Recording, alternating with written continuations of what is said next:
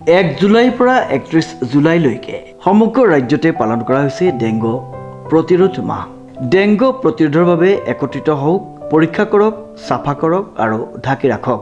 এই শ্লোগানেৰে ডেংগু প্ৰতিৰোধী মাহ উদযাপন কৰা হয় 1 জুলাইৰ পৰা 31 জুলাইলৈ।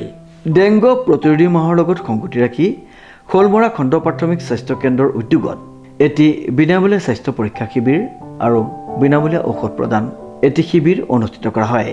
উক্ত শিবিৰটিত বিশিষ্ট চিকিৎসক doctor Kabita Bhuyan, doctor Ranjamani Pathak, vector borne disease consultant Munmi Dutta, doctor Padma Mesiya, AWW supervisor Nilakshi Gogoi. স্থানীয় ৰাইজে জনোৱা মতে উক্ত শিবিৰটিৰ পৰা তেওঁলোক বিশেষভাৱে উপকৃত হৈছে। উক্ত শিবিৰটিত ডক্টৰ অমলিন ফুকন আৰু ডক্টৰ আনিছ দত্তই ৰোগীসকলৰ স্বাস্থ্য পৰীক্ষা কৰি দিহা পৰামৰ্শ আগবঢ়ায়।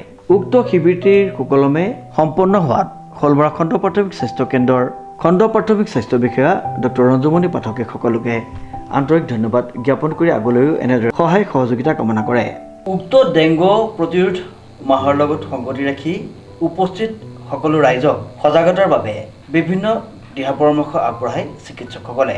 ডেংগু নহ'বৰ বাবে আমি কেনেধৰণৰ ব্যৱস্থা গ্ৰহণ কৰিব লাগে তাক সুন্দৰভাৱে ব্যাখ্যা কৰে উপস্থিত চিকিৎসকসকলে।